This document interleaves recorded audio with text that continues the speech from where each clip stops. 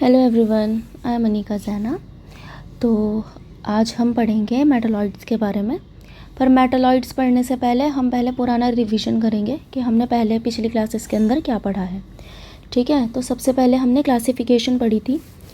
तो जो मैटर होता है, मैटर को ही क्लासीफाई किया गया है प्योर सब्सटेंसेस और मिक्सचर के अंदर। ठीक है, फिर प्योर सब्सटेंसेस को फर्दर क्लासीफाई किया गया है एलिमेंट्स और कंपाउंड्स में। एलिमेंट होता है किसी एक एटम का बना हुआ, जैसे मरकरी हो गया, कॉपर हो गया। और जो आपका कंपाउंड होता है बना हुआ होता है एक से ज़्यादा एटम से या मॉलिक्यूल से। ठीक है, उसको हम कंपाउंड बोलते हैं। फिर आपके आते हैं मिक्सचर्स। मिक्सचर्स दो तरह के होते हैं, होमोजीनियस मिक्सचर्स और हेट्रोजीनियस मिक्सचर। तो आपका जो होमोजीनियस मिक्सचर होता है वो मिक्सचर जो एक दूसरे के अंदर कम्प्लीटली घुल जाते हैं। मतलब सॉल्यूट जब आप डालोगे सॉल्वेंट के अंदर तो वो उसमें पूरी तरह घुल जाएगा। जैसे नमक पानी में घुल जाएगा, चीनी पानी में घुल जाएगी। ठीक है, या पानी और दूध को मिला दोगे तो वो पूरी तरह घुल जाएगा। तो वो होमोजीनियस मिक्सचर होते हैं।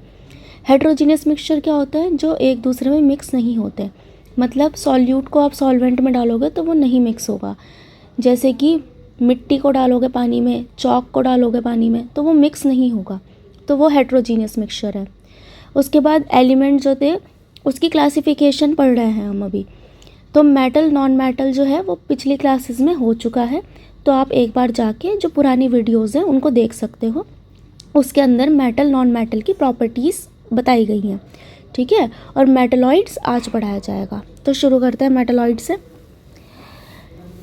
Element that show some properties of metal and some properties of non metal. जो कुछ प्रॉपर्टीज़ तो मेटल की दिखाए और कुछ प्रॉपर्टीज़ दिखाए नॉन मेटल की।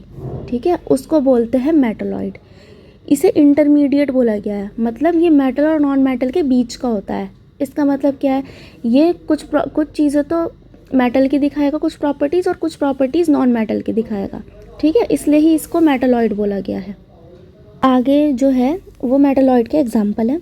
ठीक है, तो बोरॉन, सिलिकन, जर्मेनियम, ठीक है, आर्सेनिक, एंटीमनी और टेलीरियम। ठीक है, ये क्या होता है? ये इसके एग्जाम्पल है। और इसको याद करने के लिए ये निमोनिक है, ये इधर साइड में लिखा हुआ है। ठीक है, तो हम इसको ऐसे याद कर सकते हैं कि आंसू गिरे सब तेरी बातों से। ठीक है, तो AS जो है आपका आर्सेनिक है, G जर्मेनियम, SB जो है वो आपका एंटीमनी है, TE टेलीरियम है, और B बोरॉन, और जो SI है वो है आपका सिलिकन। ठीक है, तो इस तरह से हम इसको याद कर सकते हैं।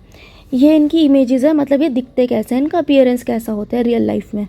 ठीक है, तो ये बोरॉन ऐसा दिखता है, सिलिकन ऐसा दिखता है, थोड़ी चमक होती है सिलिकन के अंदर। ठीक है, जर्मेनियम जो होता है वो थोड़ा रफ पत्थर जैसा दिखता है। बाकी आपका आर्सेनिक, एंटीमनी और टेलीरियम जो होता है ये भी थोड़े शाइनिंग अपीयरेंस वाले होते हैं। ठीक है, तो होप आपको ये वीडियो अच्छी लगी होगी। अगर आपको मेरी वीडियो पसंद आई हो तो आप मेरी वीडियो को लाइक करें, सब्सक्राइब करें। ठीक है, और अपने फ्रेंड्स के साथ इसे ज़्यादा से ज़्यादा शेयर करें। Thank you.